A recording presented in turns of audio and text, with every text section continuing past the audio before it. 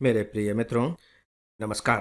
Friends, अभी street dogs पर जो सुप्रीम कोर्ट का संशोधित आदेश आया है, मैं उस विषय पर बात करने जा रहा हूँ। मैं खासकर जो बात करूँगा वो दो अलग एंगल से करूँगा। सुप्रीम कोर्ट ने अपने आदेश में क्या कहा है उसके बारे में आप जानते ही हैं। सामान्य तौर पर मैं उसकी चर्चा यहाँ थोड़ी सी करना चाहूँगा ताकि आपके दिमाग में वो बातें तरोताज़ा हो जाएं।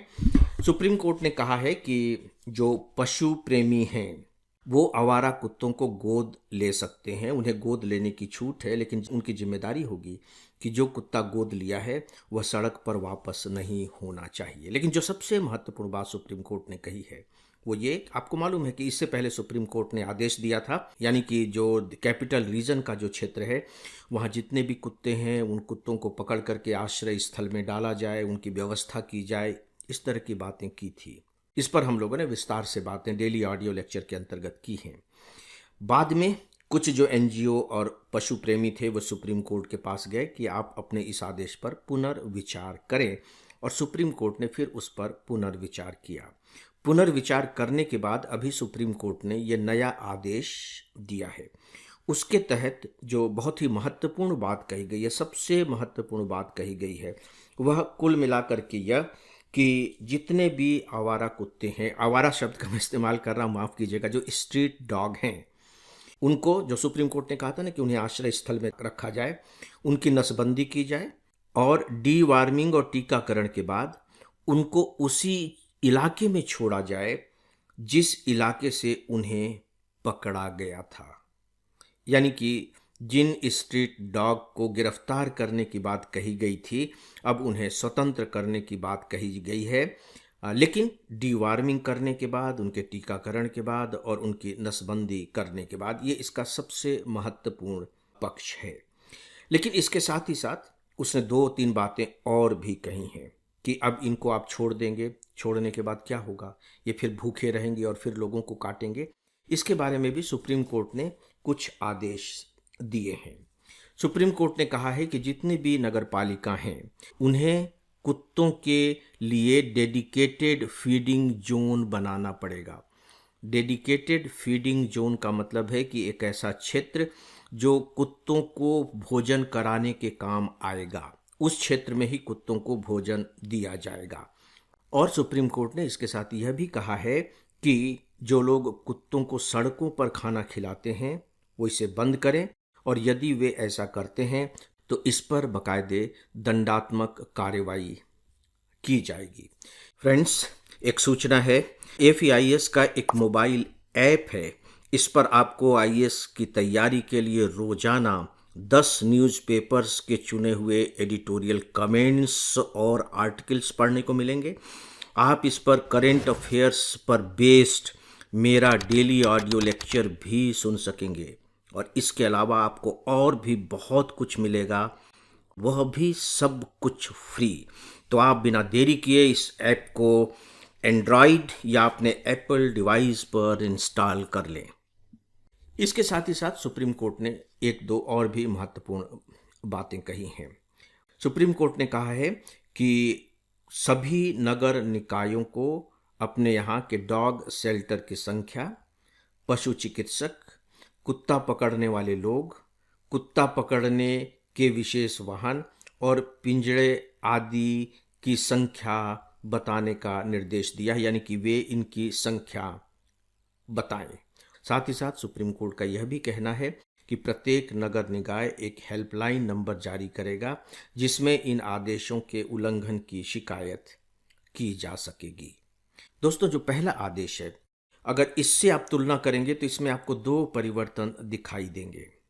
पहला तो यह है कि जो पकड़े गए कुत्ते थे उनका वंध्याकरण और टीकाकरण करने के बाद रेबीज संक्रमित और आक्रामक कुत्तों को छोड़कर बाकी को उसी जगह वापस छोड़ दिया जाएगा, जिसकी चर्चा हम कर चुके हैं। जो दूसरी महत्वपूर्ण बात है वो ये है कि पहले सुप्रीम कोर्ट का जो आदेश था वो एनसीआर के लिए था, लेकिन अब यह आदेश पूरे देश पर लागू होगा। सुप्रीम कोर्ट के इस आदेश के बाद केंद्र सरकार ने राज्यों को आदेश जारी किया है राज्यों को कहा गया है कि वे कम से कम 70% आवारा कुत्तों की नसबंदी और एंटी रेबीज टीकाकरण करें। यानी कि केंद्र सरकार अब इसकी बाकायदे निगरानी करेगा। और दोस्तों, केंद्र सरकार ने यह भी कहा है कि नसबंदी और टीकाकरण पर वह राज्यों को यानी कि नगर निकायों को कह लीजिए प्रति कुत्ता 800 रुपये और प्रति बिल्ली 600 रुपये का अनुदान भी देगा। और साथ ही साथ ये भी राज्यों से कहा गया है कि वो अपने इस कार्य की मासिक रिपोर्ट पशु कल्याण बोर्ड को भेजें। कहने का मतलब यह है कि अब जो तंत्र है वो एक्शन में आ गया है। देखिए, इस पूरे के पूरे मामले से एग्जामिनेशन के पॉइंट ऑफ व्यू से दो प्रश्न उभर कर आते हैं। पहली बात तो यह है जो बहुत ही महत्वपूर्ण है कि सुप्रीम कोर्ट ने खुद अपने इस निर्णय में, यह निर्णय 3 जजेस की बेंच ने दिया है। जो पहला निर्णय आया था वो 2 जजेस की बेंच ने दिया था। सुप्रीम कोर्ट ने खुद कहा कि पहले जो निर्णय आया 11 अगस्त को पहला निर्णय आया था वह बहुत कठोर था, बहुत कठोर था। कठोर इस मायने में कि परिस्थितियों का पूरी तरह से आकलन किए बिना ही वह निर्णय ले लिया गया। ये बहुत ही महत्वपूर्ण बात है। तो क्या सच में सुप्रीम कोर्ट जल्दबाजी में इस तरह के निर्णय लेता है या उसे जल्दबाजी में इस तरह के निर्णय लेना चाहिए? और ध्यान देने की बात है कि ये जो मामला है यह सुप्रीम कोर्ट ने संज्ञान से लिया था, यानी कि कोई सुप्रीम कोर्ट के पास गया नहीं था इसके लिए। सुप्रीम कोर्ट ने स्वयं संज्ञान लिया था इस मामले का। आपको ध्यान होगा कि इससे पहले भी मैंने चर्चा की थी भूषण स्टील के मामले में। भूषण स्टील के मामले में सुप्रीम कोर्ट ने एक डिसीजन दिया। बाद में सुप्रीम कोर्ट ने ही अपने उस डिसीजन को अव्यवहारिक बताते हुए उसके विरुद्ध डिसीजन दिया। अब यहां देखिए कि आपको सीधे सीधे जो न्यायिक सक्रियता है उससे जुड़ा हुआ मामला दिखाई दे रहा होगा। सुप्रीम कोर्ट के सामने कानून होते हैं, नियम होते हैं, उसी के अंतर्गत उसे अपना फैसला सुनाना होता है। लेकिन जो व्यावहारिक जीवन है वो थोड़ा सा अलग होता है। और व्यावहारिक जीवन में कौन जाता है? एग्जीक्यूटिव्स जाते हैं। एग्जीक्यूटिव उसकी परेशानी को समझते हैं कि किसी बात को लागू करना कितना आसान है। जैसे उदाहरण के तौर पर जो दूसरा पॉइंट खड़ा होता है कि इसमें नगर पालिकाओं को निर्देश दिए गए हैं, तो सवाल ये उठता है कि क्या नगर पालिकाओं के पास इतने शेल्टर्स हैं? बड़े बड़े शहरों में शेल्टर्स नहीं हैं, तो क्या उनके पास इतने संसाधन हैं कि वो इतने शेल्टर्स का निर्माण कर सकें, उनको फीड कर सकें? क्या उनके पास इतने लोग हैं कि नसबंदी की जा सके? क्या उनके पास इतने चिकित्सक हैं कि उनका इलाज कराया जा सके? जब आप इनके व्यावहारिक पक्ष पर विचार करेंगे तो पाएंगे कि नगर पालिकाओं के लिए, नगर निकायों के लिए यह कर पाना आसान नहीं होगा। दोस्तों, फिर से एक तीसरा प्रश्न उठ खड़ा होता है कि जब कुत्ते इस तरीके से छोड़ दिए जाएंगे और नगर पालिकाएं उनको ठीक से मैनेज नहीं कर पाएंगी तो फिर स्थिति क्या होगी? क्या जनता में आक्रोश पैदा होगा? क्या जनता और जो पशु प्रेमी हैं उनके बीच फिर से एक संघर्ष की स्थिति पैदा होगी? क्योंकि हमारे पास अभी जो आंकड़े हैं, जो रजिस्टर्ड आंकड़े हैं, वो डरावने हैं। मतलब हर साल सोच करके देखिए कि रेबीज से लगभग 18-20 हजार लोगों की मृत्यु हो रही है। 18-20 हजार की जो संख्या है वो अपने आप में एक प्रकार से डरावनी संख्या है।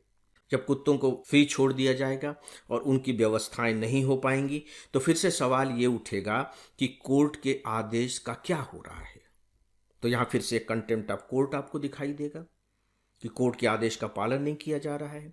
और यदि कोर्ट के आदेश का पालन नहीं किया गया और इस पर कोर्ट ने फिर कोई एक्शन नहीं लिया तो क्या आपको नहीं लगता है कि धीरे धीरे कोर्ट के आदेश की अवहेलना करने की प्रवृत्ति भी बढ़ती चली जाएगी? क्योंकि एडमिनिस्ट्रेशन जब किसी भी बात को लागू करने जाता है, कोर्ट की बात को, तो जरूरी नहीं कि वे ज्यों का त्यों लागू करने लायक हों, क्योंकि उसे न जाने कितने तरह की व्यावहारिक परेशानियों का सामना करना पड़ता है। और यहाँ हम देख रहे हैं कि जो हमारे नगर निकाय हैं और जो हमारे जो ग्रामीण निकाय हैं वो किस तरीके से आर्थिक संकट से बुरी तरह से जूझ रहे हैं, बुरी तरह से जूझ रहे हैं। और फिर जब ये नगरीय निकाय जाएंगे कुत्तों पर नियंत्रण करने के लिए तो डेफिनेटली उन्हें लोगों के विरोध का सामना करना पड़ेगा और वो दिखाएंगे कि देखिए ये सुप्रीम कोर्ट का आदेश है। तो दोस्तों, स्थिति क्या होगी हम नहीं जानते, लेकिन अभी सुनवाई जारी है, फाइनल डिसीजन आना है। देखते हैं कि अंतिम निर्णय क्या होता है। दोस्तों, इस विषय पर बस इतना ही, और इसी के साथ ही आज के इस डेली ऑडियो लेक्चर को अब यहीं समाप्त करता हूँ। नमस्कार।